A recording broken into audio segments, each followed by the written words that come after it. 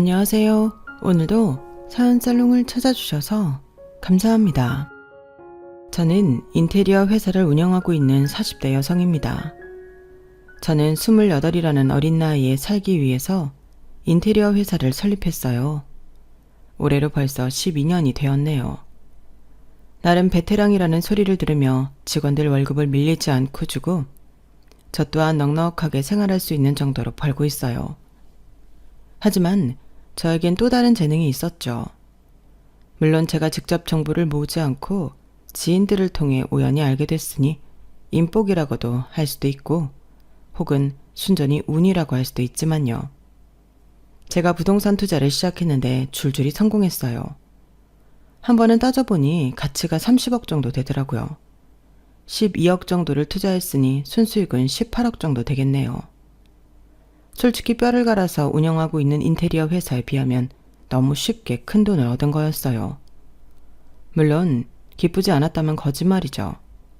하지만 그건 또 다른 재앙에 불과했어요. 왜냐하면 부동산 투자에 성공한 이후로 잘 지냈던 시댁과 갈등이 생겼거든요. 그리고 그 갈등이 심해지자 시어머니가 저한테 남편과 이혼하라고 하더라고요. 그래서 제가 어떻게 했냐고요? 이제부터 말씀드릴게요. 28에 인테리어 회사를 설립한 저는 죽어라 일만 하는 일중독자로 살다가 36에 겨우 결혼하게 되어요. 사장님은 결혼 생각 없지? 저를 아는 사람들은 모두 그렇게 물었지만 사실 저는 누구보다도 결혼이 하고 싶었어요. 다만 현실에 치이다 보니 연애를 하지 못했고 그렇다고 누구 하나 저에게 남자를 소개시켜주지도 않아서 그런 거였죠. 그런 저에게 언젠가 타일 회사 사장님이 선을 보지 않겠냐고 물었어요. 우리 회사 다니는 총각인데 싹싹하고 일도 잘하고 한번 만나볼래? 사장님 회사 직원이면 저도 아는 사람이에요.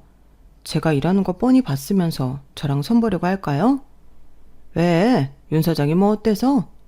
저 일할 때 좀 차갑잖아요. 남자들은 그런 여자 싫어할 텐데. 일할 때 그런 거 가지고 뭐. 일할 땐 다른 사람들도 예민해질 수밖에 없는 거야. 평소에는 윤 사장도 얼마나 여성스러운데 꼼꼼하고 섬세하고 내가 보니까 둘이 잘 맞을 것 같더라고. 그래서 한번 물어나 보는 거야. 그래서 누군데요? 나랑 잘 다니는 승준이 알지? 얼굴 기억하려나? 왜 말 없고 키 큰 놈 하나 있잖아. 아, 그 일 잘하시는 분이요? 그분 미혼이었어요? 나는 당연히 결혼하신 줄 알았는데.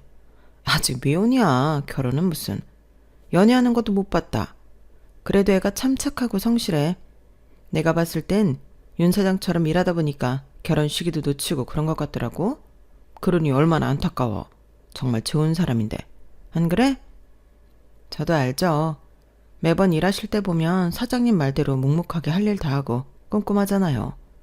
한 번도 그분이 한 것 중에 수정해달라고 전화 온 것 없는데.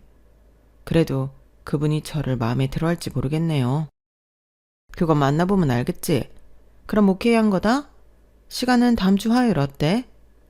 그렇게 저는 선을 보게 되었어요.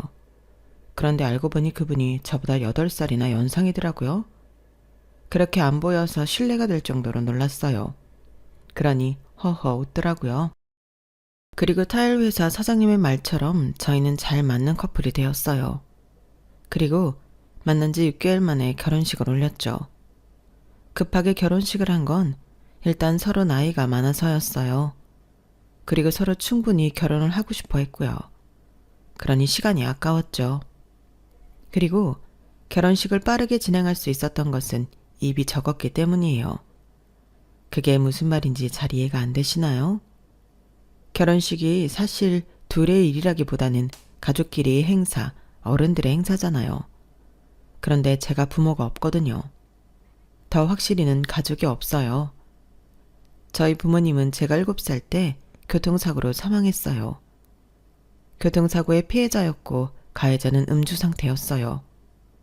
불행한 사고였죠. 그래서 저는 부모님을 하늘나라로 보내고 삼촌네에서 살았어요. 삼촌은 결혼을 해 두 딸이 있었어요. 삼촌네의 방이 부족해 두 딸이 같은 방을 쓰고 제가 가장 작은 방에서 지냈죠. 삼촌의 두 딸들은 그래서 저를 미워했어요. 그 방이 제 방이긴 했지만 사실 창고나 다름없었거든요. 그래서 두 딸은 시도 때도 없이 노크도 하지 않고 제 방에 들어왔어요. 무슨 일이야? 무슨 일이야? 네 방이라고 하니까 여기가 정말 네 방이라도 되는 줄 알아? 내가 네 허락받고 여기 들어와야 해? 여기 네가 오기 전까지만 해도 내 방이었어. 너 때문에 내가 언니랑 같이 쓰고 있는데 뭐? 무슨 일이냐고? 미안해. 그런 말이 아니라 여긴 우리 집이야. 너는 여기서 손님도 아니고 뭐라고 하더라? 불청객이야. 그러니까 내가 이 방 문을 열어서 뭘 가져가든 신경 쓰지 마. 넌 그럴 자격 없어. 한여름에 솔나루를 가져가서 뭐하게.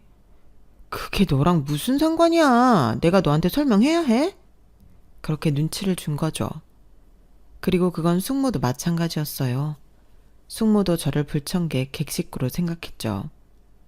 숙모는 한 번도 저보고 밥 먹으라고 부른 적이 없어요. 제가 눈치껏 움직여야 했죠. 그리고 숙모는 설거지를 하지 않았어요. 저보고 하라는 뜻이었죠. 그래서 저는 초등학생 때부터 설거지를 했어요. 그리고 삼촌은요, 저를 일꾼으로 생각했어요. 물론 어릴 땐 그러지 않았지만 제가 고등학생이 되자 현장에 저를 불렀어요. 삼촌이 리모델링 업체를 운영했거든요.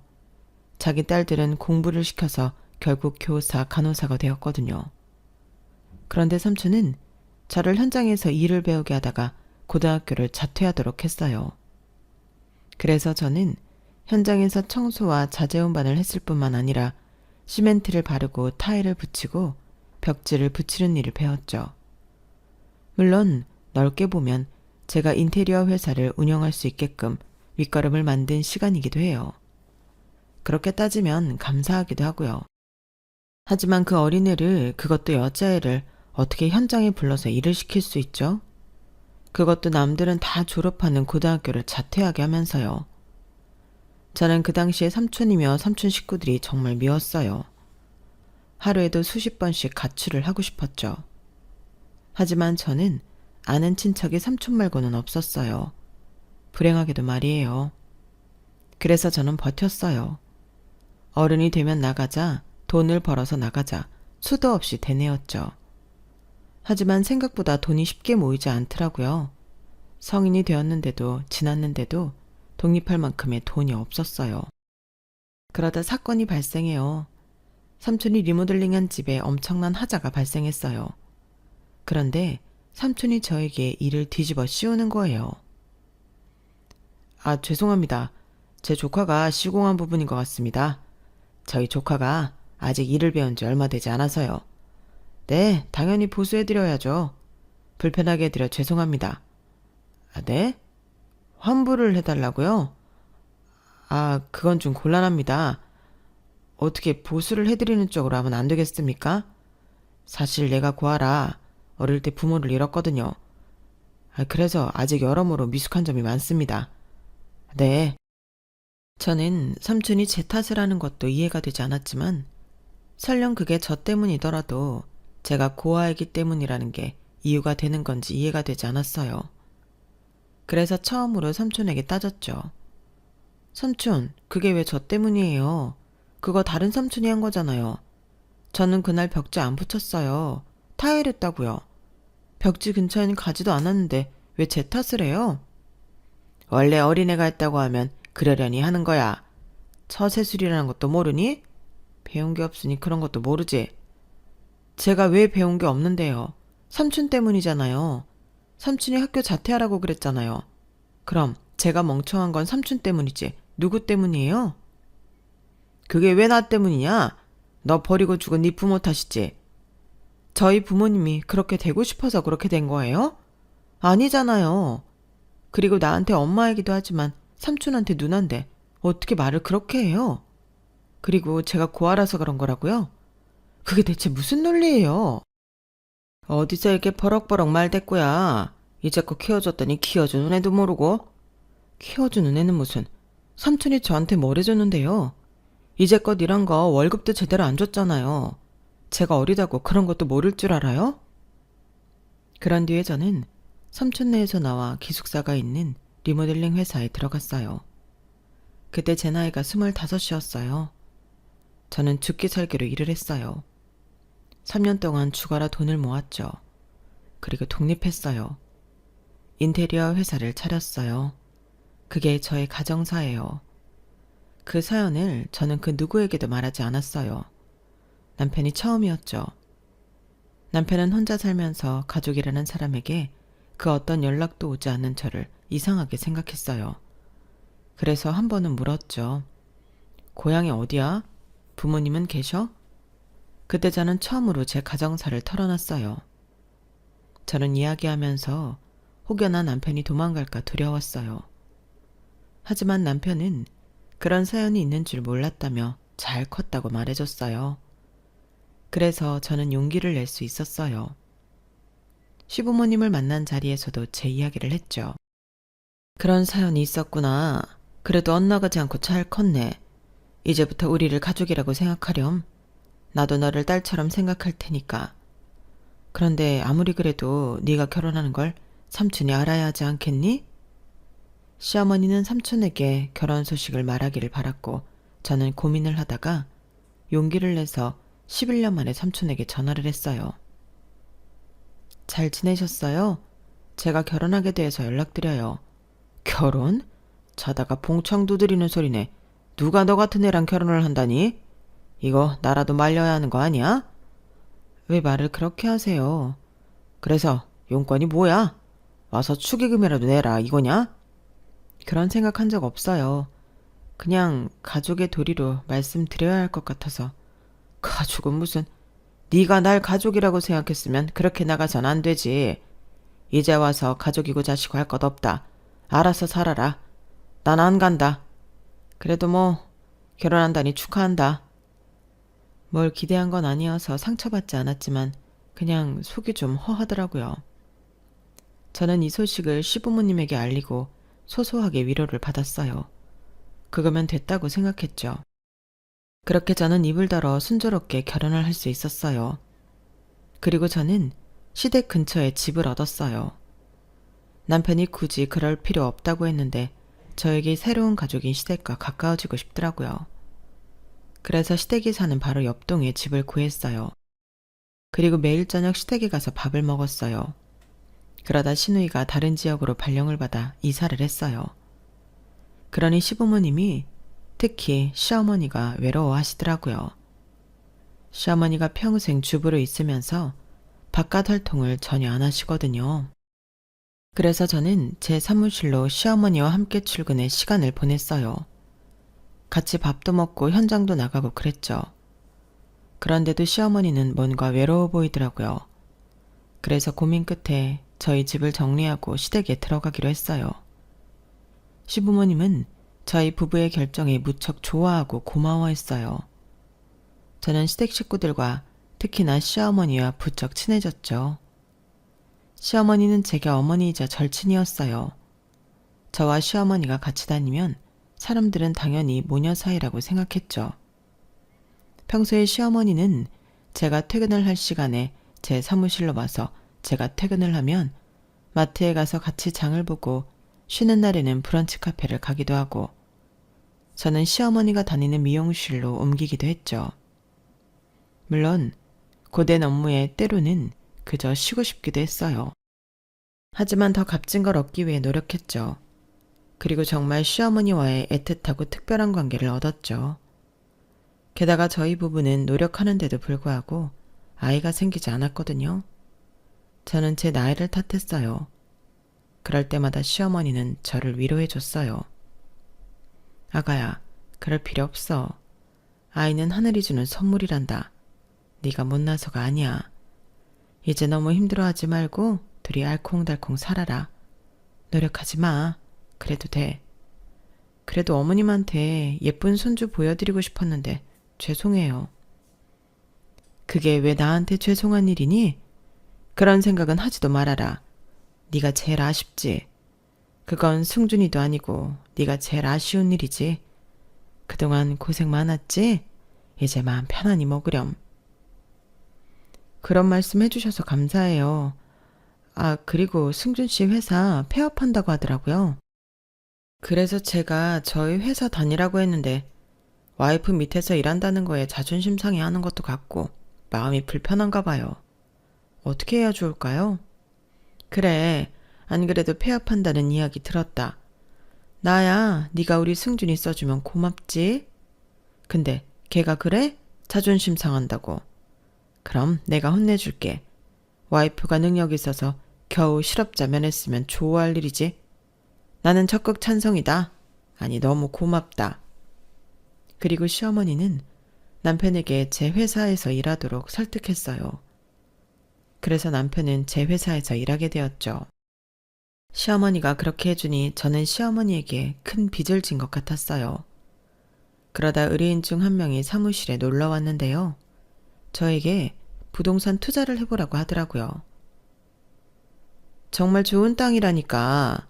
그 아파트가 적어도 2배는 오를 거야. 아무리 그래도 어떻게 될지도 모르는 땅에 그렇게 큰 돈을 투자해요. 아파트가 한두 푼도 아니고. 에이, 이윤 사장. 생각보다 배포가 없네. 요즘 세상에 마냥 일만 해서 돈 버는 사람이 어디 있어? 설마 그 정도 여유는 없는 거야? 그때 저희 시어머니가 나섰어요. 사장님도 참 우리 며느리가 그런 여유가 없긴요. 있고도 남죠. 단지 우리 며느리는 아직 경험이 없어서 어색한 것뿐이에요. 사람이 해보지 않은 분야에는 망설이기 마련이죠. 그런데 아가야, 나도 그 아파트는 좋다고 들어봤다. 2배는 무슨 3배, 4배는 넘게 오른다더라. 너 그 정도 여유는 되잖니? 그러니까 한번 도전해보는 게 어때? 시어머니의 응원에 저는 도전해보기로 했어요. 대출은 받지 않았고 제 돈으로 투자를 했어요. 그런데 정말 3배가 뛰었죠. 저는 그 돈으로 시아버지에게 시아버지가 그토록 원하던 SUV 차를 선물해드렸어요. 그리고 시어머니에게는 샤넬 반지를 선물해드리고 50평 아파트로 이사도 했죠. 그런 뒤에 또 부동산 정보를 알게 되어서 몇 번 더 투자를 했어요. 그리고 또 성공했죠.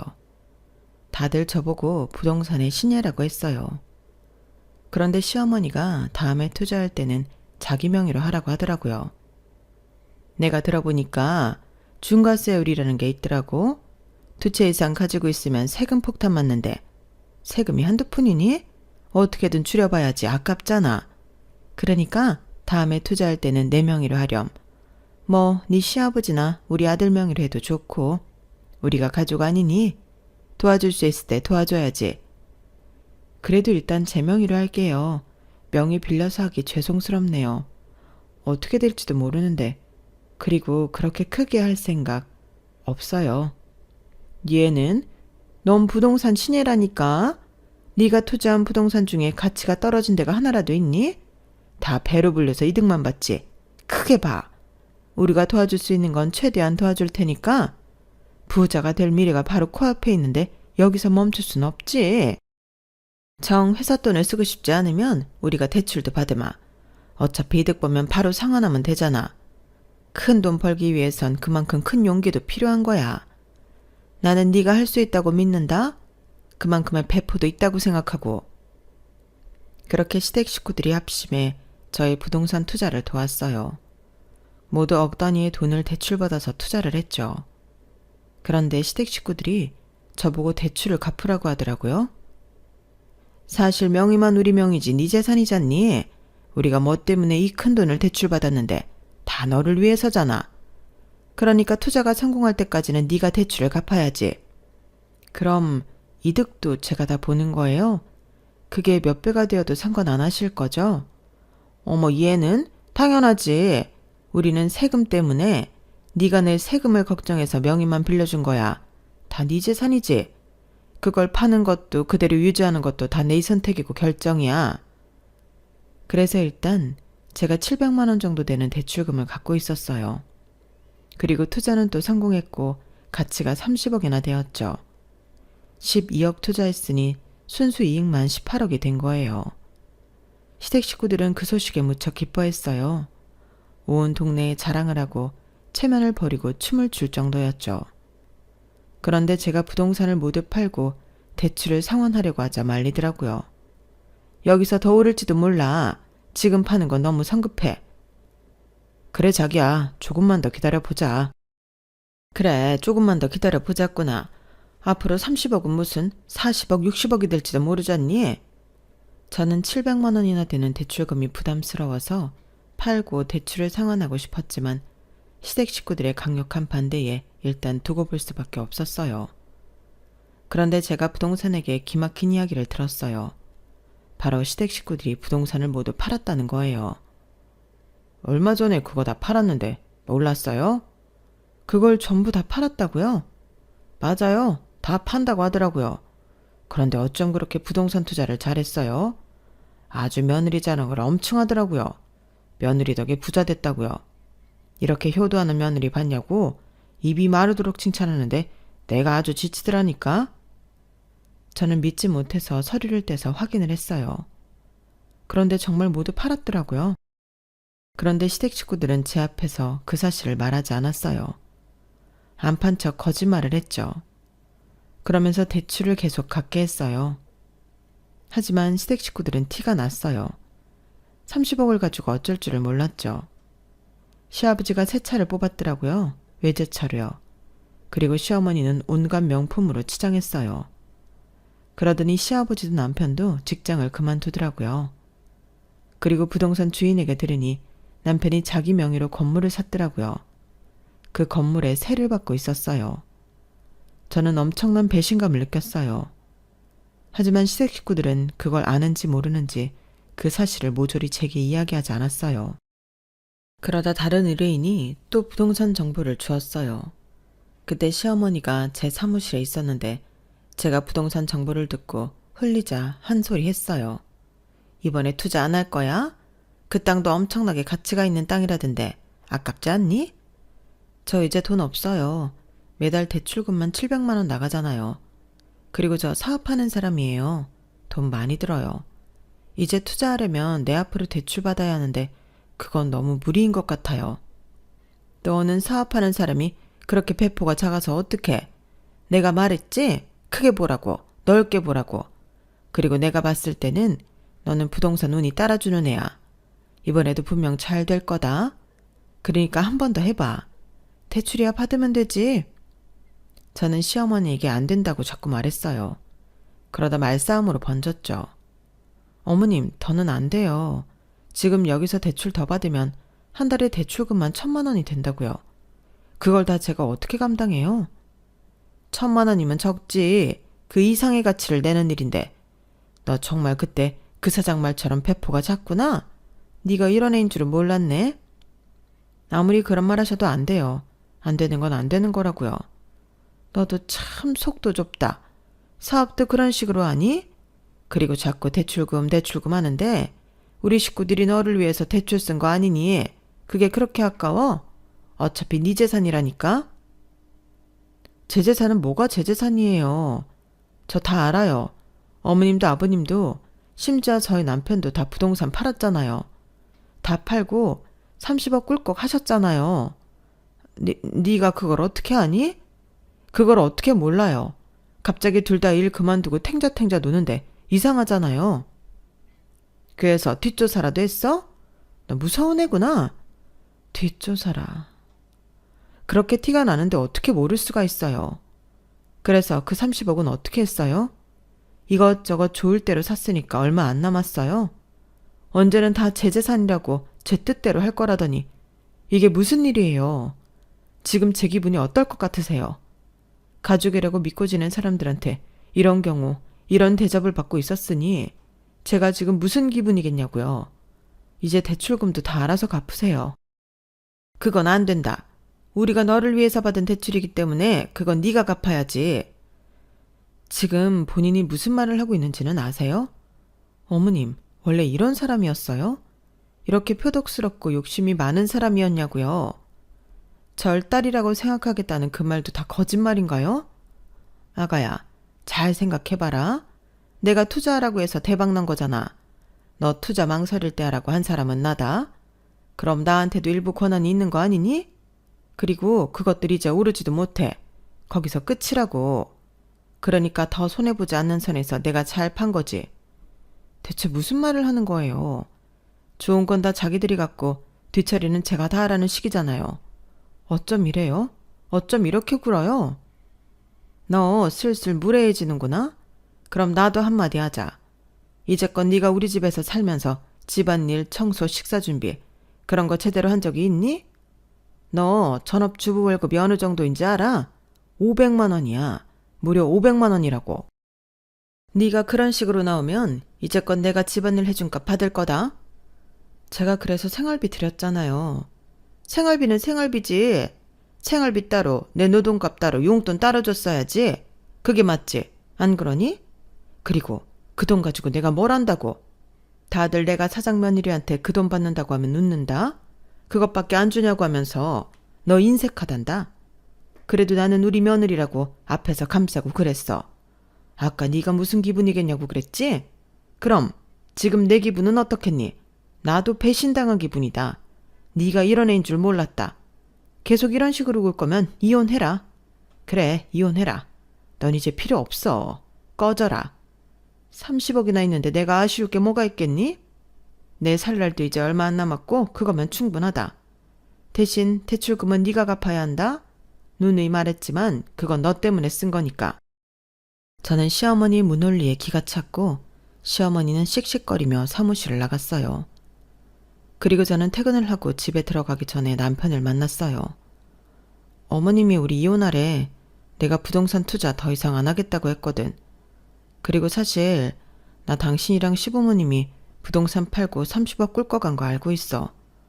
어떻게 알았는지 언제부터 알았는지는 묻지 마. 알아서 좋을 것 없으니까.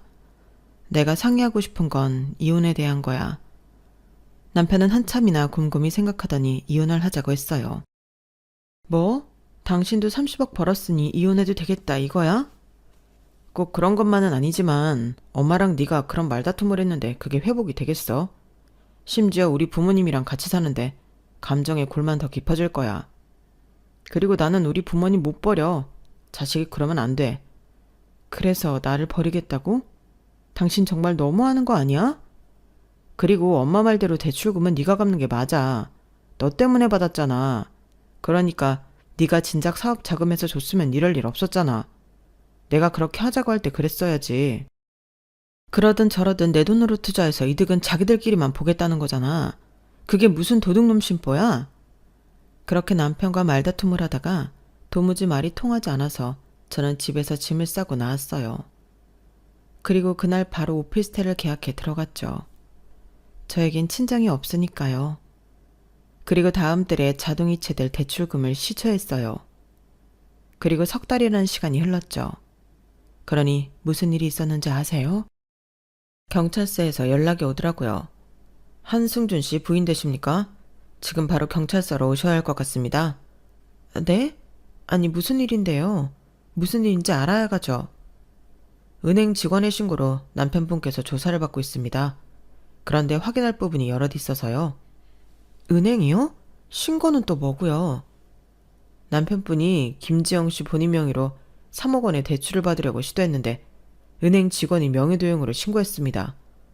그런데 여기 계신 분들은 김지영 씨와 다 합의가 되었다고 주장하고 있어요. 그래서 확인이 필요합니다. 지금 경찰서로 오실 수 있나요? 저는 놀라서 한 걸음에 경찰서로 갔어요. 그런데 경찰서에 있는 시댁 식구들의 모습이 얼마나 웃겼는 줄 아세요? 가니까 시댁 식구들이 경찰서에서 국밥을 먹고 있더라고요.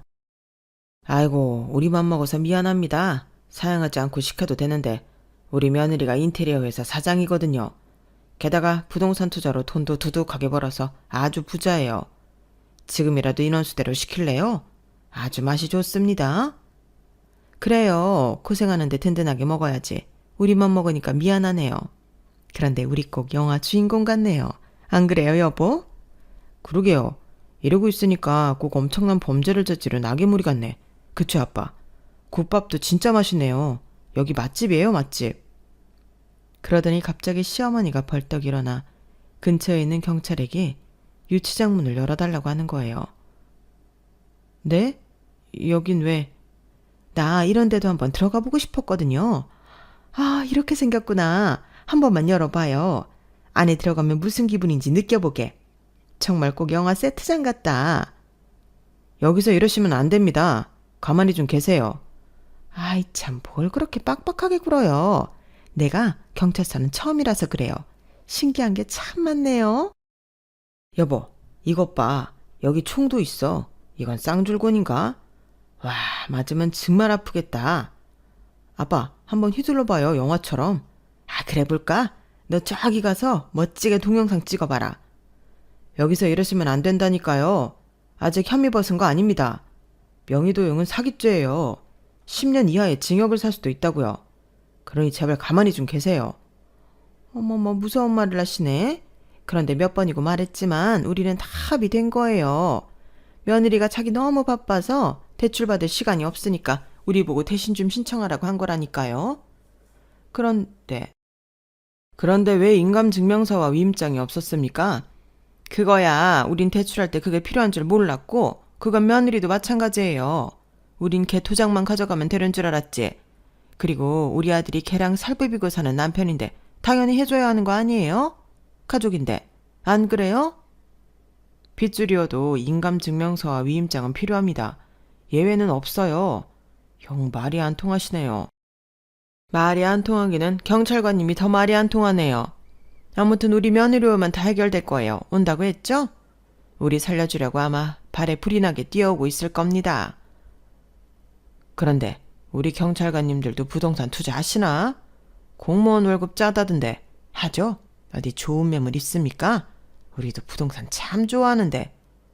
그런데 그때 제게 전화가 왔어요. 제가 자주 거래한 부동산이더라고요. 저는 잠깐 경찰서에서 나와 전화를 받았어요. 네, 사장님. 윤 사장. 혹시 지금 통화 가능해요? 네, 가능합니다. 혹시 윤 사장 시댁에서 연락 온 거 없죠? 무슨 일 있으세요? 아니, 방금 우리 부동산에 와서는 요새 좋은 매물이 있냐고 묻는 거야. 그래서 몇 군데 알려줬거든요. 근데 바로 계약하겠다고 다른 사람 주지 말고 자기들한테 주라고 하더라고요. 그러더니 지금 당장 은행 가서 돈 찾아올 테니까 기다리래요. 그런데 지금까지 소식이 없어서 무슨 일이 있나 해서요. 무슨 일은 크게 있죠. 지금 시댁 식구들 다 경찰서에 있어요. 조사받는 중이에요. 아니 왜요? 무슨 일 있어요? 제 명의로 대출받으려고 시도했다가 은행 직원이 신고했대요. 어떻게 그럴 수 있는지. 아, 그럼 그게 소문이 아닌가 보다. 네? 무슨 말이에요? 얼마 전에 내가 무슨 이야기를 들었는데 말해도 되나 모르겠네. 무슨 일인데요? 저는 이제 시댁도 못 믿겠어요. 소문이라도 말씀해 주세요. 내가 저번에 윤 사장 시댁 식구들이 자기들 명의 아파트, 땅들 팔았다고 말했잖아요. 그게 합치면 한 30억 되지? 그런데 그거 다 날렸대. 내가 들은 건 사기당했다고 하던데요. 좋은 땅이라고 투자하라고 해놓고 돈 들고 날라버린 거지. 그런 경우 많잖아요. 세상에 나쁜 놈들이 참 많으니까. 그래서 급해 보이더라고. 눈에 불을 켜고 자기들한테만 팔라고 협박하는데 나 좀 무섭더라니까요. 그런 일이 있었군요. 놀라셨겠어요. 그런데 저는 이제 정말 믿을 사람이 한 명도 없네요. 어쩜 사람들이 이렇게 나쁜지. 사장님 말대로 나쁜 놈들이 세상에 참 많네요. 그런 뜻으로 한 말은 아닌데. 그리고 윤 사장, 시어머니가 잘못 알고 있던데. 뭘요? 중과세율. 그거 두 채가 아니라 세 채부터 적용되는 거야. 취득세, 보유세, 양도소득세까지 말이야. 뭐 한 채 차이지만 완화되었거든 많이. 제가 부동산 투자 시작할 때도 그랬어요? 그랬지. 자기 투자 시작한 지 얼마 안 됐잖아. 그것도 모르고 부동산 투자한 거야? 정말 운이 좋았네. 아, 아니지. 그 30억 다 시댁 식구들 때문에 날렸으니 운이 좋은 건 아니다. 아유, 이제 그럼 어떻게 되는 거야? 가족 간의 일이라고 법이 봐주나? 그럴 리가 있겠어요. 법의 재판을 받아야죠. 저는 그렇게 부동산 사장님과의 전화를 끊고 다시 경찰서로 돌아왔어요. 그런데 또 우스운 꼴을 보고 말았죠. 시댁 식구들이 모두 유치장에 갇혀 있는 거예요. 그런데 웃고 있었어요. 자세히 보니까 신입 경찰 한 분이 시댁 식구들 사진을 찍어주고 있더라고요. 유치장에 갇혀서 V질을 하질 않나. 죄인처럼 슬픈 표정을 짓질 않나 가관이었어요. 그리고 시어머니가 저를 보고 우리 며느리가 왔다며 유치장에서 나오려고 했어요. 그런데 유치장 문이 열리지 않았죠. 시어머니와 나머지 식구들이 당황했어요. 어머, 이게 안 열리네? 여기요, 이것 좀 열어줘요. 시댁 식구들이 열어달라고 아우성이었어요. 그런데 문이 잘 열리지 않더라고요. 저는 그 자리에서 폭소를 했어요. 배꼽이 빠지도록 웃었죠. 그러자 경찰서에 있는 모든 사람들이 당황했어요. 특히나 시어머니가 크게 당황했죠. 아가야, 이것 좀 열어봐라. 이러다 네 엄마 여기서 갇히겠다. 그냥 거기 계세요. 어차피 들어가실 건데 좀 일찍 들어가면 뭐 어때서요? 그게 무슨 소리냐? 너 우리 구해주지 않을 거냐? 구해주다뇨? 제가 왜요? 왜냐니? 우린 가족이잖니? 가족이요? 어머님이, 아니 당신들이 나한테 한 짓을 생각해도 가족이라는 말이 나와요? 어떻게 사람이 그렇게 못됐어요? 자기들이 자기 명의로 부동산 투자하라고 해놓고 대출금은 나보고 갚으라고 하질 않나. 나 몰래 부동산 모조리 팔아서 30억 낼름 주머니에 챙기질 않나. 게다가 방금 들어보니 사기당했다면서요. 사기당해서 30억이고 뭐고 이제 다 없다면서요. 그리고 이제는 뭐 내 명의를 도용해서 대출을 받으려고 했죠? 그래놓고 이제 와서 가족이요? 어떻게 사람이 그렇게 치사하고 악의적이에요? 어머, 얘 하는 말 좀 봐. 내가 그 말까진 안 하려고 했는데 우리가 왜 네 이름으로 대출을 받으려고 했는데 연체 문자가 날아와서 무시하고 너한테 기회를 줬더니 결국 넌 석 달 동안 우리 대출금 내지 않았지. 그래서 우리가 신용불량자가 됐다고. 이체. 그놈의 이체. 연체 이자까진 생기고. 그게 왜 제 탓이에요. 제가 그렇게 해서 얻은 게 뭐가 있는데요. 저 30억 중에 10원 한 장도 못 받았어요. 구경도 못 했다고요. 그리고 애초부터 저를 위해서 명의 빌려준 게 아닌 거죠. 중과세율도 그렇고 어머님이 말한 거랑 다르던데요. 처음부터 이럴 작정이었죠. 처음부터 이득 보면 낼름 가로챌 생각이었죠. 대체 어디서부터 어디까지가 거짓말이에요? 정말 저를 딸이라고 생각한 거예요? 딸은 무슨 딸이야. 며느리는 평생 며느리일 뿐이다. 대가 딸이 없으면 몰라. 두 눈 부릅뜨고 곁에 있는 내 딸이 있어. 그런데 네가 어떻게 내 딸이냐? 그래도 내가 부모 없는 널 데려와 사람으로 만들어줬더니 네가 이렇게 내 뒤통수를 쳐? 이래서 근본 없는 애들이 들이는 게 아닌데 내가 너를 한참이나 잘못 봤나 보다. 제가 정말 오랜만에 근본이 없다는 소리를 듣네요. 제가 그 말을 듣고 삼촌에게서 도망쳐 나왔다고 얘기했던 것 같은데 지금 일부러 그런 가시돋치 말 하는 건가요? 너희 삼촌도 오죽괴로웠겠니? 너는 아직 엄마가 안 되어봐서 몰라. 남의 자식 하나 키우느니 내 자식 10명 키우는 게 낫지. 그렇게 키워주고 네가 회사를 차릴 수 있는 기반을 만들어준 삼촌한테 네가 그러면 안 되지. 싸가지 없는 것 같으니라고. 아우 그만하자. 거기서 이상한 소리 하지 말고 와서 문이나 열어. 열라니까. 저는 이 관계가 밑바닥까지 갔다고 생각했어요. 더 이상 회복하기에는 글렀다고 느꼈죠. 그래서 무척 슬프기도 하고 좌절스럽기도 했어요. 그리고 저에게 가족이라는 게 이렇게 힘든 가치인가 라는 생각이 들어서 털썩 주저앉고 싶었어요. 하지만 언젠가 책에서 읽었어요. 자신을 섬으로 삼고 자신을 의지해야 한다는 말이요. 그건 결국 자신을 지킬 수 있는 건 자기 자신밖에 없다는 말이잖아요.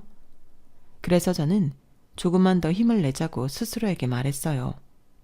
그리고 주위에서 저를 보고 있는 경찰들에게 부탁을 했어요. 보셨죠? 명의도용은 사실입니다. 그것도 악의적으로 저 몰래 명의도용을 진행했어요. 그러니 제대로 수사해 주시고 조사해 주세요. 그리고 이제부터 저는 이 사람들과 가족이 아닙니다. 남편과 이혼할 겁니다. 그게 이 사람들을 벌주는데 어떤 영향이 있을지는 모르겠지만 적어도 가족이라고 솜방망이 처벌을 받진 않겠죠. 경찰분들 정말 수고가 많으십니다. 더 부탁드리겠습니다. 이 사람들에게 제발 받을 수 있는 가장 무거운 형벌을 주세요. 부탁드립니다. 뭐? 이혼? 너 지금 이혼이라고 그랬니? 네, 이혼이요. 어머님이 그러셨잖아요. 30억 벌었으니 이제 꺼지라고. 꺼져 드릴게요. 그런데 제가 꺼지면 영영 회복하지 못할 거예요.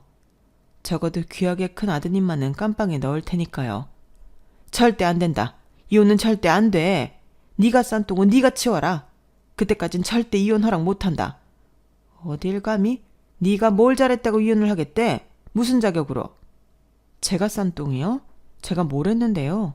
이게 다 어머님이 댁들이 싼 똥이잖아요. 제가 왜, 무슨 이유로 댁들이 싼 똥을 치워야 하죠? 그리고 어머님이 뭔데 저희 부부가 이혼하는 걸 반대하죠? 무슨 권리로요?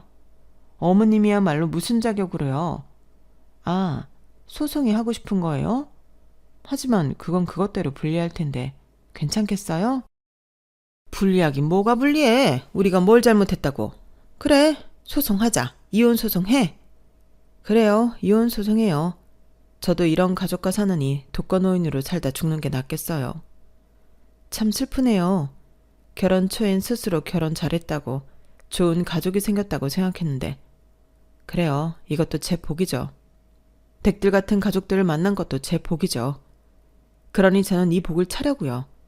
정말 세게 찰 거예요. 많이 아플 거니까 각오하시고 법원에서 뵐게요. 남편은 사기죄로 재판을 받았고 동시에 이혼 소송도 했어요. 시댁 식구들은 매번 남편을 따라다녔고 저와 법원에서 마주칠 때마다 대출이나 상환하라며 협박을 했어요. 그뿐만이 아니라 시어머니는 저에게 욕설이 난무한 문자를 보내며 저를 저주했죠. 저는 마음을 강하게 먹었어요. 그러면서 시댁 식구들에 대한 미련을 완전히 정리했죠. 재판과 이혼 소송이 끝나갈 즈음엔 이미 저에게 그 사람들은 남이었고, 아니, 남보다 못한 사람들이었어요. 가해자라고 생각했죠. 그래서 제 값에 벌을 받게 하기 위해 상당히 큰 돈을 들이며 노력했어요. 그리고 재판 결과는 이렇게 나왔어요. 남편은 사기죄가 성립이 되어 징역 3년을 선고받았어요. 그리고 이혼 소송은 제가 승소했어요. 위자료도 남편이 아닌 제가 받게 되었죠. 저는 승리했어요. 판결이 난 뒤에 시어머니는 법정에 떠나가라 통곡을 했어요. 정말 시끄러웠어요. 그리고 법원 밖에서 마주치게 되었는데 울어서 붓고 새빨개진 눈을 한 채로 시어머니가 저를 노려봤어요. 독한 기집애, 네 남편을 기어이 감옥에 밀어넣으니 좋으니? 좋냔 말이야. 네, 좋네요. 속이 다 시원해요. 그리고 아드님이 효심이 깊어서 자기 부모님은 감옥에 안 보냈네요. 자기 혼자 다 뒤집어 쓰고. 그런 것 보면 어머님은 모성애가 없나 봐요. 뭐? 이게 뚫린 입이라고? 그래도 판결받은 위자료는 안 받을게요. 그동안 산 정이 있잖아요. 그 돈은 아들 옥바라지 하는데 보태세요. 그렇게 말한 뒤에 뒤돌아갔어요. 뒤에서 시어머니가 절규하는 목소리가 들리더라고요. 목청이 좋은 것 보니 오래 살 것 같아요. 물론 빚과 함께요. 빚과 함께 오래오래 불행하게 살 것 같아요. 여기까지가 제 사연입니다. 시댁 식구들이 가족에 대한 결핍이 있는 저를 걷어준 것은 감사하게 생각해요. 하지만 마지막이 이렇게 된 이상 저는 단 꿈을 꿨다고 생각하려고요. 그래도 저에게도 언젠가 따뜻한 가족애를 느낄 수 있는 순간이 오지 않을까요? 제 이야기는 여기까지입니다. 들어주셔서 감사합니다. 매일매일 행복하세요. 여러분, 사연 댓글에 응원과 현명한 조언 부탁드려요. 좋아요와 구독은 저에게 큰 힘이 됩니다. 오늘도 좋은 일 가득하세요.